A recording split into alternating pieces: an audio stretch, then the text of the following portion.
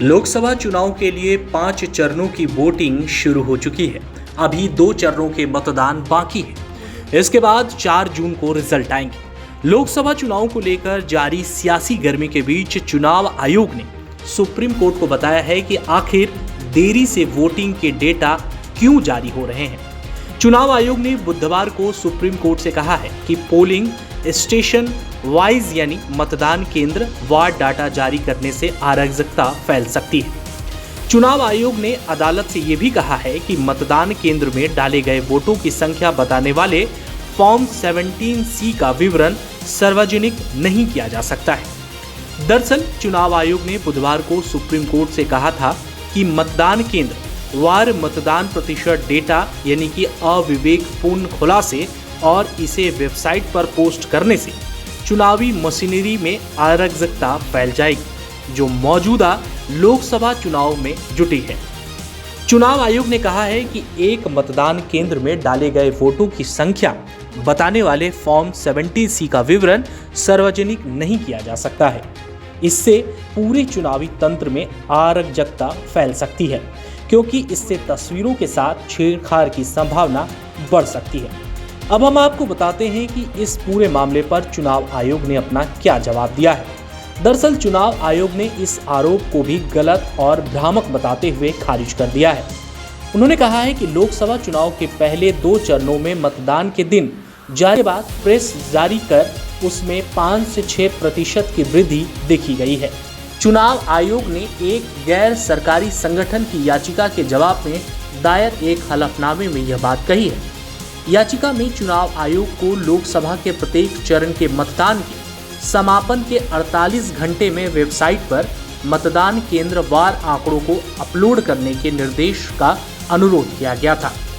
अब हम आपको ये भी बताते हैं कि चुनाव आयोग ने क्या दिया था 2019 में हलफनामा।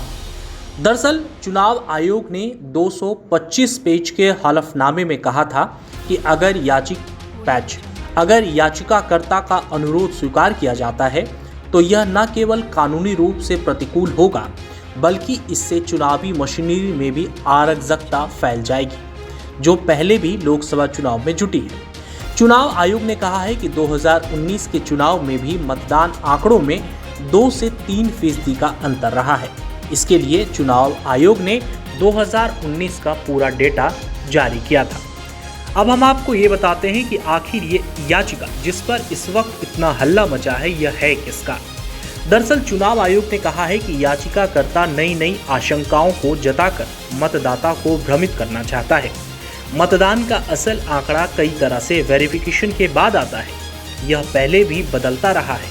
चुनाव आयोग ने कहा है कि मतदान के दिन ही फॉर्म 17C की कॉपी हर प्रत्याशी के एजेंट को दे दी जाती है।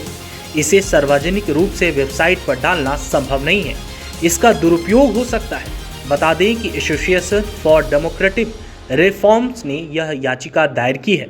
17 मई की सुनवाई में सुप्रीम कोर्ट ने चुनाव आयोग को अपना जवाब दाखिल करने को कहा था।